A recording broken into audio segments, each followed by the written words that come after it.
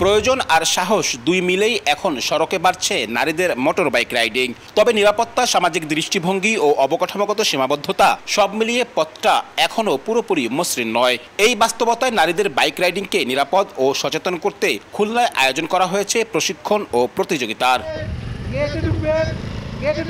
খুলনার ময়ূরী আবাসিক এলাকায় শনিবার সকালে হয় এই অনন্য আয়োজন। অর্ধশতাধিক নারী বাইকার অংশ নিয়েছেন প্রশিক্ষণ ও রাইডিং প্রতিযোগিতায়। উদ্দেশ্য নিরাপদে মোটরবাইক চালানো শেখা, নিজেদের অভিজ্ঞতা ভাগাভাগি করা আর ভয়ের দেয়ালটা একটু একটু করে ভাঙা।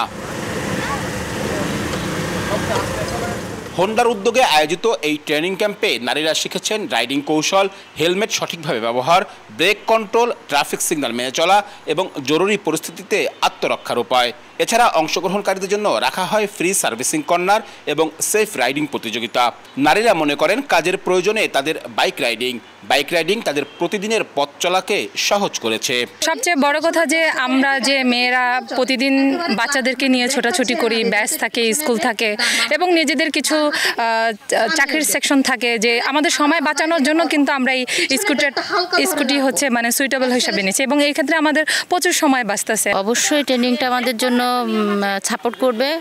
আর আসলে মেয়েরা বিশেষ করে পুরুষের থেকে এই যানবাহনের ব্যাপারে অনেক পিছিয়ে, জানার ব্যাপারে অনেক কিছু জানার আছে, শেখার আছে, যেটা আমরা এই ট্রেনিংয়ের মাধ্যমে জানতে পারলাম। বাংলাদেশে একটা প্রবলেম সেটা হচ্ছে মানে মহিলাদেরকে অতটা গুরুত্ব দেওয়া হয় না, বিশেষ করে রাইডের ক্ষেত্রে। তো এখানে দেখলাম যে না, এখানে সেইভাবে প্রশিক্ষণ দেওয়া হচ্ছে, যে প্রশিক্ষণের মাধ্যমে তারা আরও বিশেষ করে মানে আপনার আত্মবিশ্বাসটা আরও বেশি বাড়বে। আর আয়োজকরা বলছেন 2030 সালের মধ্যে মোটর বাইক দুর্ঘটনা শূন্যে নামিয়ে আনতে এবং নারী বাইকারদের নিরাপদ পথ চলাকে গুরুত্ব দিয়ে এই আয়োজন। 2030 সালের মধ্যে যাতে কোনো প্রাণহানি না হয়, এই ধরনের ঝুঁকিপূর্ণ যাতে কোনো সব এই ধরনের ট্রেন আপ, এই ধরনের সম্পর্কে সচেতনমূলক বার্তাগুলো আমাদের হুন্ডা দিয়ে দিচ্ছে সবসময়ের জন্য এনাদেরকে।